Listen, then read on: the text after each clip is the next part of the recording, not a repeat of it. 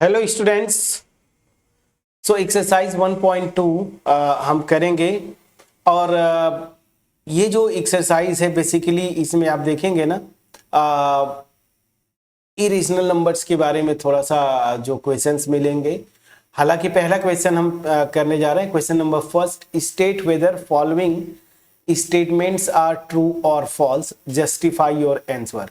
ठीक है ना। तो सबसे पहला जो क्वेश्चन है, every irrational number is real number. तो ध्यान दीजिएगा, एक चीज मैं आपको बता दूं यहाँ पे, एक जस्ट सिंपल सा कॉन्सेप्ट जो शायद हमेशा आपको याद रहे कि अगर मैं सेट ऑफ रियल नंबर्स, अगर ये आर ये नोटेशन है ना, तो ये मिल के बनता है क्या, रेशनल नंबर्स क्यू।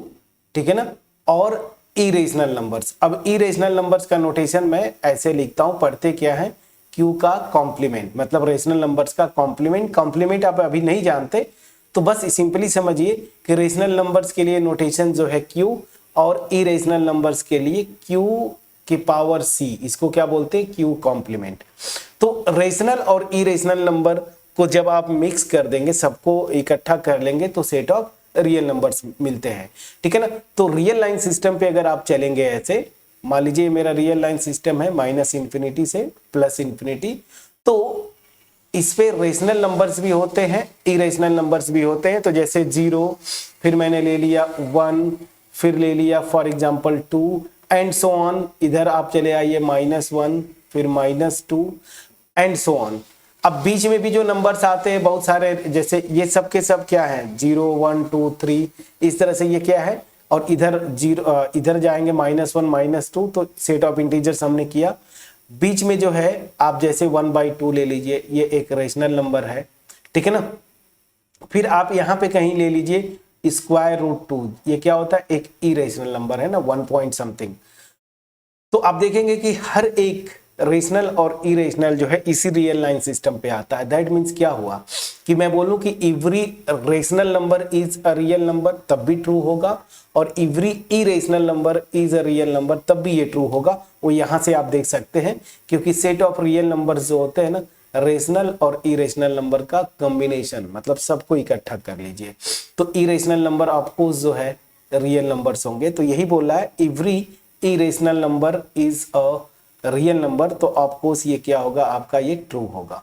तो यस, ये ट्रू होगा। ठीक है ना। यस मैं लिखूं या सिंपली ट्रू लिख दूं तो ज्यादा अच्छा रहेगा, तो मैंने लिख दिया ट्रू, तो ये ट्रू होगा। ठीक। अब चलते हैं सेकेंड पार्ट पे।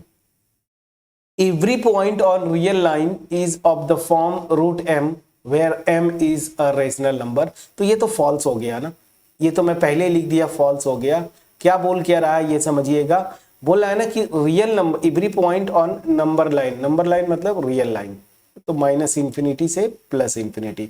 बोल रहा है ना कि कोई भी नंबर आप लेंगे ना यहाँ पे रियल लाइन सिस्टम पे, तो वो इस फॉर्म में होगा √m, जहां पे m कोई नेचुरल नंबर है, मतलब नेचुरल नंबर का स्क्वायर रूट। तो बहुत सारे एग्जांपल आप कंस्ट्रक्ट कर सकते हैं। जैसे फॉर एग्जांपल मैंने एक ये नंबर, मान लीजिए ये 0 है, कोई भी p/q टाइप का ले लिया, मान लीजिए ये मेरा 1 है, तो अगर मैंने 1/2 लिया, तो इस 1/2 को मैं ये लिख सकता हूं 1/4 का स्क्वायर रूट ना। ठीक है ना, अगर मैं पॉजिटिव स्क्वायर रूट लेता हूं तो ऐसे लिख सकता हूं। लेकिन ये बताइए कि 1/4 क्या नेचुरल नंबर है? नहीं, 1/4 क्या है, एक रेशनल नंबर है। दैट मीन्स एक एग्जांपल आपने यहां पे दिया कि ये फॉल्स है। दूसरा, कोई भी निगेटिव नंबर अगर आप ले लीजिए, फॉर एग्जांपल -2, ठीक है ना, तो -2 को आप किसी भी नेचुरल नंबर का स्क्वायर रूट के टर्म में लिख सकते हैं क्या? बिल्कुल नहीं लिख सकते। तो दो एग्जांपल्स मैंने आपको बताया, जो आपको अच्छा लगे आप रीजन दे दीजिएगा।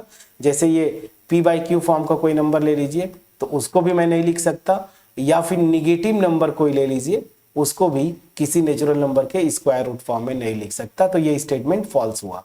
अब थर्ड क्या बोला है, every real number is an irrational number. यही तो गड़बड़ हो गया। बोल क्या रहा ना कि हर एक जो रियल नंबर है वो इरेशनल होगी, ऐसा हो ही नहीं सकता। मैंने जस्ट ऊपर भी आपको बताया था कि रियल नंबर दो पार्ट से मिलके बनता है, एक तो रेशनल नंबर और दूसरा जो है, दूसरा पार्ट जो होता है इरेशनल नंबर। तो यहाँ पे बोल क्या रहा है कि हर एक रियल नंबर इरेशनल नंबर होता है, बिल्कुल नहीं, ये फॉल्स हो गया। ये फॉल्स हो गया।